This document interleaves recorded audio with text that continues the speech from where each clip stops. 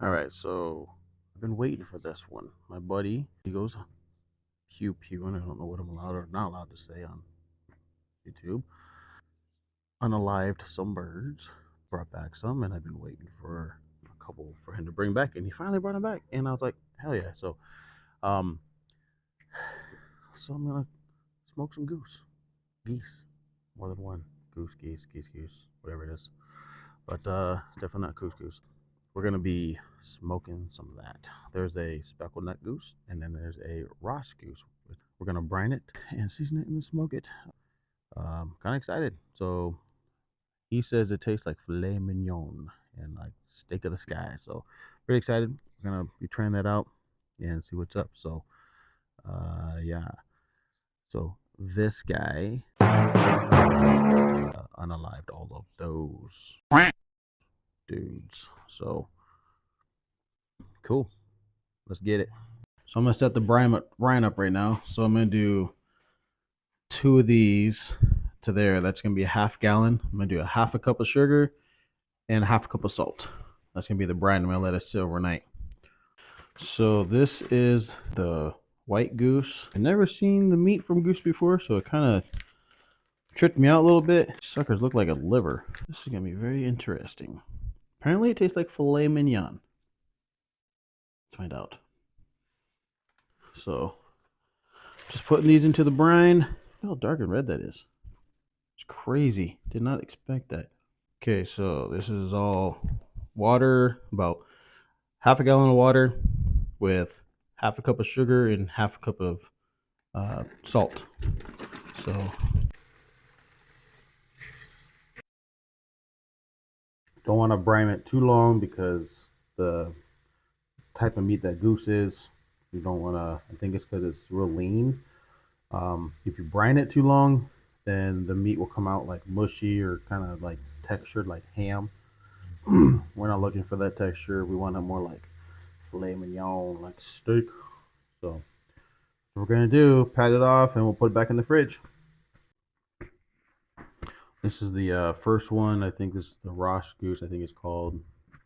Don't shoot me like a bird if I did that wrong. But this is for the Ross Goose, and next I'm gonna prepare the speckled neck one. These are the speckled belly, so you really can't tell the difference other than trusting the name that's put on the label. But these are the speckled bellies right here. I guess they're probably a little smaller, a little beefier, I guess. But I don't know if they're gonna taste any different. I don't know about all those birds and stuff, but weird. It looks shiny and wet still, but that's dry. There's the Ross Goose. There's the speckled belly goose. All right, let's put them in the fridge. All right, so this is what we're going to use for the goose. Apple mash. Something that's not too heavy on the smoke. Light smoke for it. So put up my new husky one for that. And put in all the new ones here. So we're all full, good to go. I'm going to burn out the other stuff. The old smoke from yesterday's meat. And then this is it. Cookingpellets.com, man. It's my I got 3 bags of these different flavors of these guys, and these are the 2 I have. This one is a mesquite, cherry, and hard maple. This one's just the apple mash, and this one here, perfect mix, and it's got hickory, cherry, and hard maple and apple. So yeah. All right, so I'm gonna do light oil. Don't want to get too crazy with it. Just so it kind of sticks for all the seasoning on it. Pepper. Roots of pepper. So because the brine had a lot of salt in it, and it did soak a little longer than I wanted to. It's like, not that I forgot about it, but it was overnight, and then you really don't want to brine it for that long, maybe like 4 to 6 hours. But mine was like between 6 to 8. So the salt is pretty much in there, and it's good. So I'm not gonna do the salt, and we're just gonna do pepper. Oh crap! A lot of garlic. So light garlic, okay. Unless you like the heavy stuff. But that was, I probably won't even do that side. That was a little heavy. But anyway, Get control of your seasoning, brother. All right, I'm working on it, right? So, okay, thank you, assistant. Get the paprika. Okay, get the paprika. And then, okay. Yeah, so going really simple on the seasoning. So nothing like crazy, but effective. Okay, we got our temp at 225 down there, preset. So that's gonna go down where it needs to be set. And then we got Ross Goose over here. I'm gonna put these on the second level so they're not in the direct heat. So him, this one I'm gonna put in the left. So this guy over here.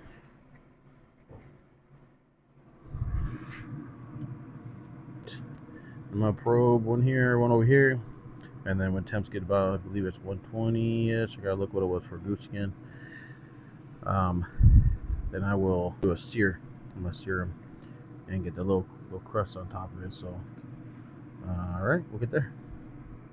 So I got the pan. I know it's not cast iron. I realize I don't have a cast iron. I just got one for tortillas. We got this already at like 350, 400 degrees. So we just want to sear.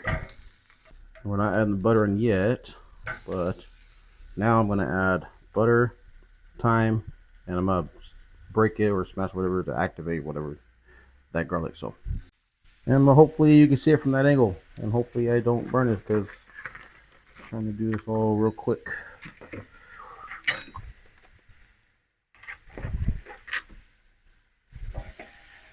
Okay.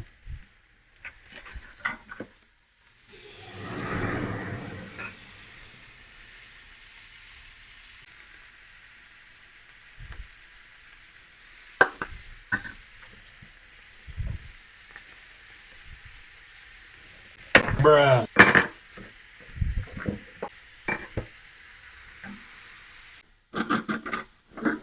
Rule number 1, be prepared.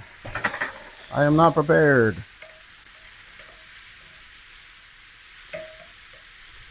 Number 2, get more butter. I do not have more butter ready.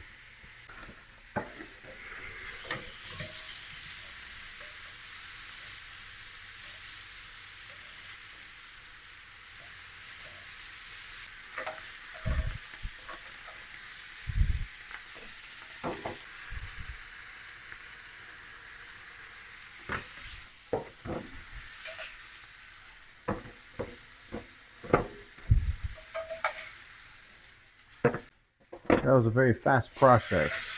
Golly, I hope I didn't ruin that. All right. Time will tell when we cut it open. Invest in good knives because that broke. Oh, butter. And garlic.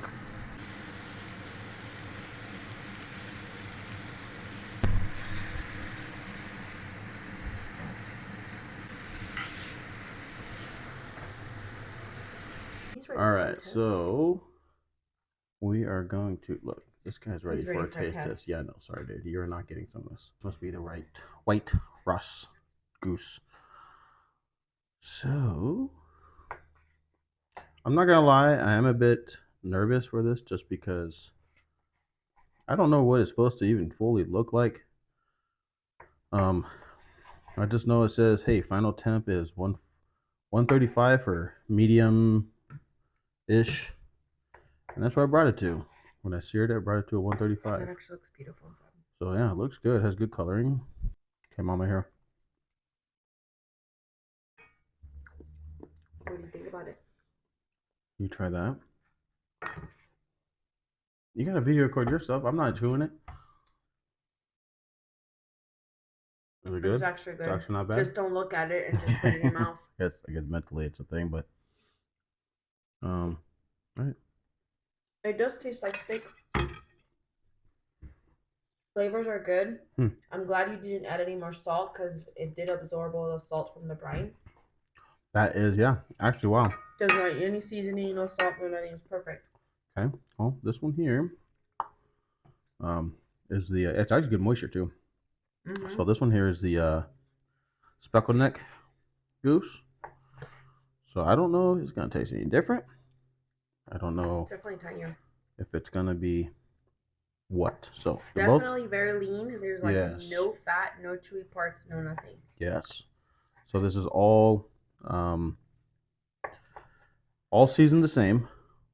So I guess we'll find out if taste wise. So look at that guy, dude. Like, you guys really think you're gonna eat that good? Come on, dude. Nope. We love you guys, but no not like that. Goosey for you. Okay, that's Mama's. What do you think of that one? Taste any different? It's a little less tender. It's a little feels more dense. All right, let's see.